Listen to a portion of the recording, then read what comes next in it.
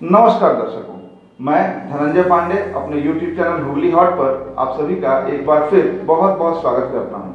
आज हमारे साथ रिश्रा नगर पालिका के 11 नंबर वार्ड के टीएमसी उम्मीदवार राजेश बियानी जी हैं। वो चुनाव में पहली बार खड़े हुए हैं। हम उनसे ये जानने का प्रयास करेंगे कि उनको अपने वार्ड के बारे में कितनी जानकारी है, वार्ड की मूलभूत समस्याएं क्या क्या हैं और जीतने के बाद वो अपने वार्ड के लिए क्या करेंगे।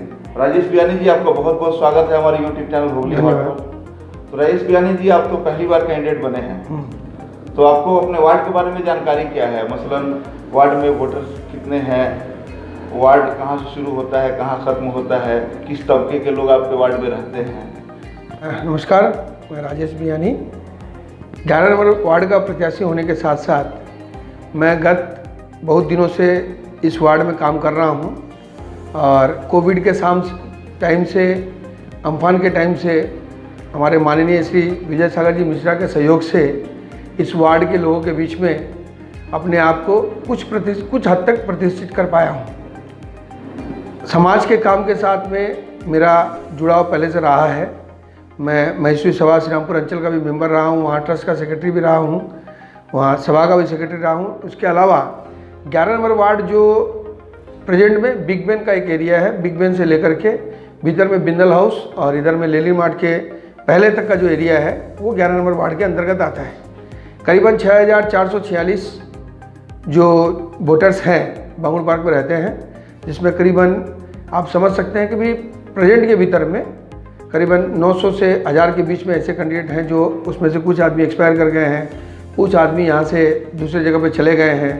तो इस तरह से मिला करके करीबन 4500 से 4800 के बीच में सदस्यगण हैं जो यहाँ के वोटर्स हैं। और एक एरिया पड़ता है स्लम एरिया, जिसमें बस्ती है, बस्ती जिसमें यहाँ के जो लोग सफाई अभियान वगैरह में काम करते हैं उस तरह से है।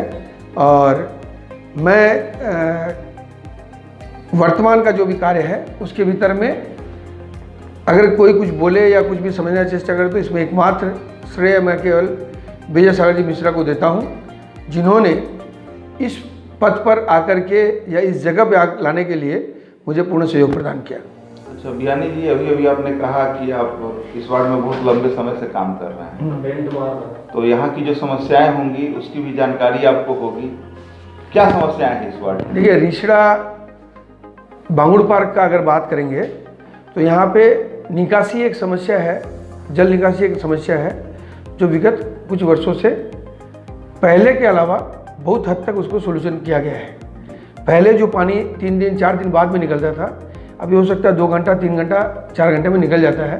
2 घंटा 3 घंटा 4 घंटा भी तभी लगता है यदि गंगा जी का पानी जो है वो लेवल से ऊपर रहता है तो बोल करके। अदरवाइज़ हम लोगों ने प्रशासक विजय सागर जी मिश्रा के सहयोग से और भी यहाँ के जो आदमी लोग हैं, सफाई के जो लोग हैं, उन्होंने बहुत अच्छा प्रयास किया है। और सम एक्सटेंट, हम पूरा नहीं बोलेंगे, पूरा अभी है कि पानी जमता ही नहीं है, पानी जमता है, लेकिन अभी हम लोगों ने इसके ऊपर में प्लान में काम हो रहा है और आने वाले 1 साल के भीतर में इसका भी सोल्यूशन हो जाएगा। जल निकासी यहाँ की मेन समस्या है। जल निकासी यहाँ की मेन समस्या है।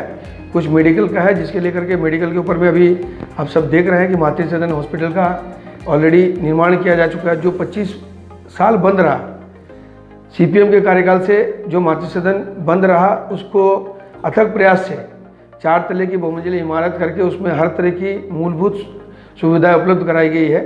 और हम लोग बहुत जल्द 15 जनवरी से यहाँ पे ऑलरेडी काम चालू हो चुका है, OPD का काम चल रहा है, डॉक्टर यहाँ बैठ रहे हैं। इसके अलावा अभी आने वाले समय के भीतर में USG, एक्सरे और पैथोलॉजी के जितने भी टेस्टिंग वगैरह है ये ऑलरेडी कार्यरत है।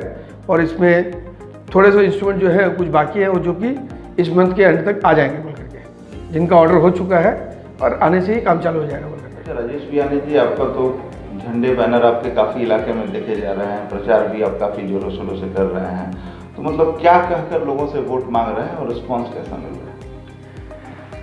देखिए, ये क्षेत्र जो है हिंदी भाषाभाषी क्षेत्र है, जहाँ पे 74% हिंदी भाषाभाषी हैं।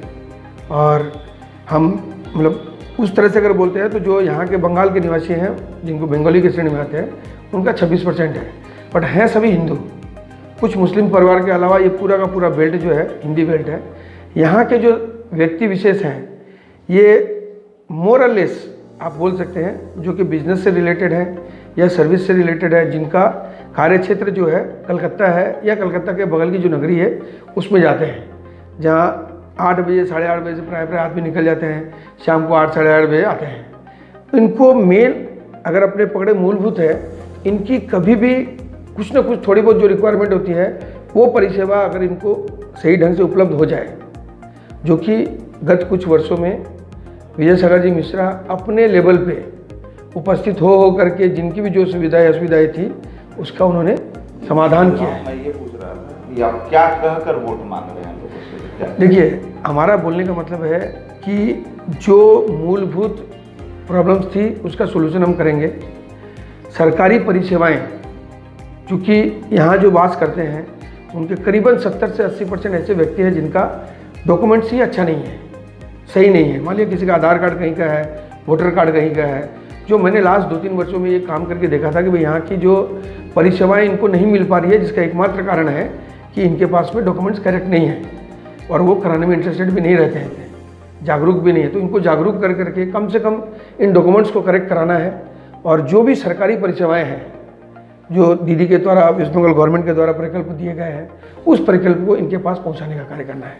बिहारी जी, मान लीजिए कि आपको यहाँ की जनता ने अपना मत देकर जिता दिया, तो सबसे पहला काम यहाँ की जनता के लिए आप क्या करेंगे, दर्शकों को बताएं। देखिए, यहाँ की जनता मुझे जब जिता के सामने लाएगी, मेरा सबसे पहला कार्य है, जो कार्य ये है कि मैं इस वार्ड में रहने वाले सभी निवासियों के लिए उनका डॉक्यूमेंट्स, जिसमें राशन कार्ड भी है, आधार कार्ड भी है, वोटर कार्ड भी है, कोई भी तरह के जो सरकारी डॉक्यूमेंट्स है, जिस डॉक्यूमेंट्स की भूल है, चाहे उसका करेक्शन करवाना जो भी है, ये मेरा पहला प्रकल्प है, जिससे वो किसी भी तरह की सेवाओं से या किसी भी तरह की जो सरकारी प्रकल्प है उससे वंचित न रहें। दूसरा है कि उनका जो समाज के प्रति सफाई का है, कि समाज के व्यक्तियों को सफाई के प्रति है, तो उसमें हम लोग प्लास्टिक के ऊपर बैन करवा करके जागरूक कर करके, जिससे सरकारी परिसेवाओं में जो सफाई का अभियान चलता है उसको हम लोग मूलभूत से परिकल्प में लाएंगे, जिससे बांगुड़ पार्क जो एक ऐसा एरिया है जो रिछड़ा का अगर हम लोग बोले तो एक सुदृढ़ या एकदम साफ सुथरा एरिया के हिसाब से पकड़ में आना चाहिए। बट कुछ दुविधाओं के चलते, कुछ असुविधाओं के चलते नहीं हो पा रहा है, जिसको हम लोग जागरूक करके करेंगे। प्लस आरओ पानी का परिकल्प यहाँ पे ऑलरेडी स्टार्ट है, जो जुलाई में हर घर पहुँचेगा, उसको भी हम लोग नियमित रूप से अतिशीघ्र कराने का प्रयास करेंगे। अच्छा बियानी जी, एक और सवाल आपसे पूछ लेते हैं। आपके विरोध में भाजपा से शशि सिंह खड़ी हुई हैं, मजहबी राजनीतिज्ञ हैं और अपने आप को इस वार्ड की बेटी भी बता रही हैं।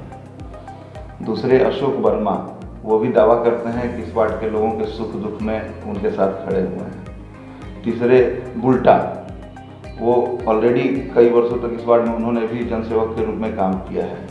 और चौथे एक हिंदी भाषी विरोधी संगठन से जुड़ा सदस्य अनिर्बान।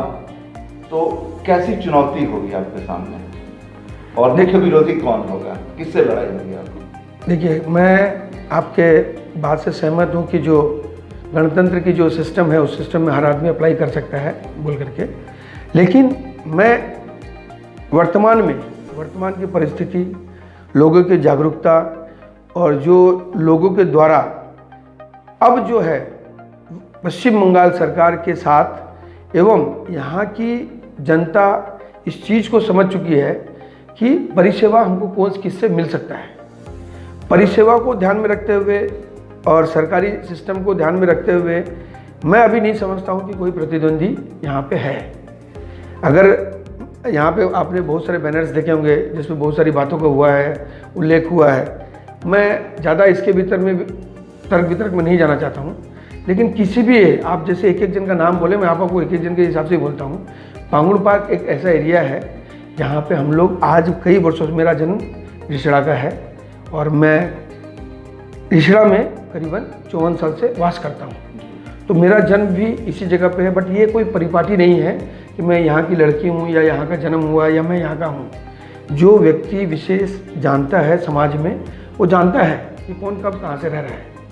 रह गई बात जिससे अनिर्बान की आपने बताया, बांग्लाभाषी, तो देखिए बांगुड़ पर एक ऐसा एरिया है जहाँ पे हम लोग एक परिवार के हिसाब से रहते हैं और विजय सागर जी मिश्रा के नेतृत्व में इस चीज़ को और ज़्यादा संगठित किया गया है कि हम लोग किसी पार्टी विशेष का, किसी व्यक्ति विशेष के हिसाब से नहीं सेवा करते हैं।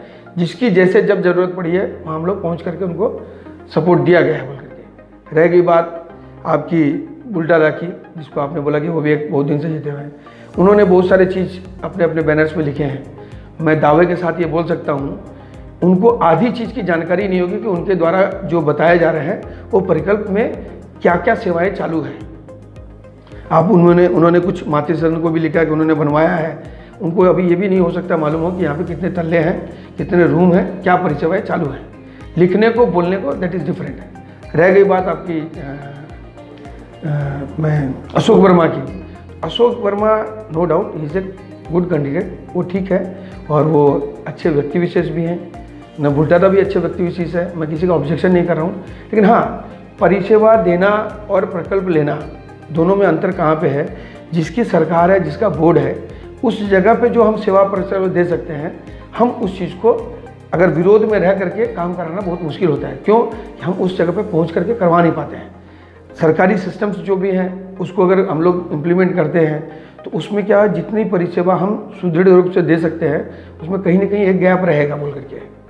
रह गया आप बीजेपी का विरोध फंस रहे हैं, मैं बीजेपी का विरोध, टीएमसी का सपोर्ट, सीपीएम का सपोर्ट, इसकी बात नहीं कर रहा हूँ। जो चीज़ उनके द्वारा बोला जा रहा है कि वो रेल का पथ बना देंगे, देखिए जो भी है सरकारी सिस्टम करने का काम एक अलग है।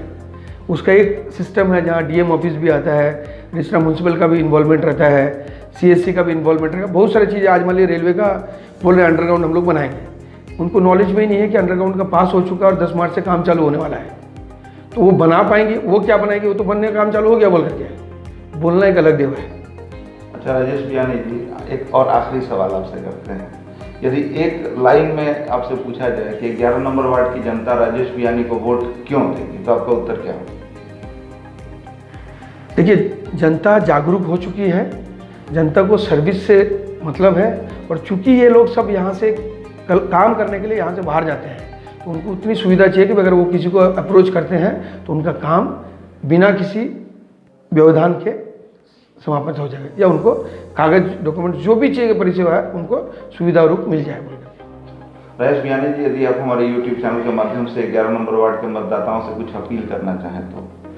मैं आप सभी से, जो भी 11 नंबर वार्ड में निवास करते हैं, उन सभी से अनुरोध करता हूं, टीएमसी का कैंडिडेट होते हुए भी और हमारे विजय सागर जी मिश्रा के सपोर्ट एवं ममता जी के सपोर्ट, सभी के सपोर्ट को रखते हुए, ध्यान में रखते हुए आप सभी से विनम्र निवेदन है, आप सेवाओं को ध्यान में रखते हुए, परिसेवाओं को ध्यान में रखते हुए, और जो सदस्य आपके बीच आपके लिए आपके हिसाब से काम कर सकता हो उसको ध्यान में रखते हुए टीएमसी के कैंडिडेट होते हुए भी मुझे आप भारी से भारी मतों से विजय बनाएं, जिससे हम आपको सरकारी परिसेवाओं को एवं आपके दुख सुख में जहां भी जिस भी तरह से आप चाहेंगे उपस्थित होकर के आपको मैं सेवा प्रदान कर सकूं। इसी को ध्यान में रखते हुए आप मेरे को ज़्यादा से ज़्यादा बहुमत से विजय बनाएं। तो दर्शकों, आपने देखा हमारे साथ ये राजेश बियानी जी थे, जो आत्मविश्वास से भरे हुए हैं, अपनी जीत को लेकर कॉन्फिडेंट दिख रहे हैं, और उनका दावा है कि यदि उनको मौका मिलता है तो वो सारे सरकारी प्रकल्प, सरकार की सारी सेवाएं जनता तक 100% पहुँचाएंगे, और वार्ड की जनता के डॉक्यूमेंट्स में जो गड़बड़ियां हैं उसको भी ठीक करने को लेकर सचेष्ट कोशिश करेंगे। बहरहाल अपने अगले कार्यक्रम में हम आपको ऐसे ही किसी नेता से मिलवाएंगे। तब तक के लिए नमस्कार।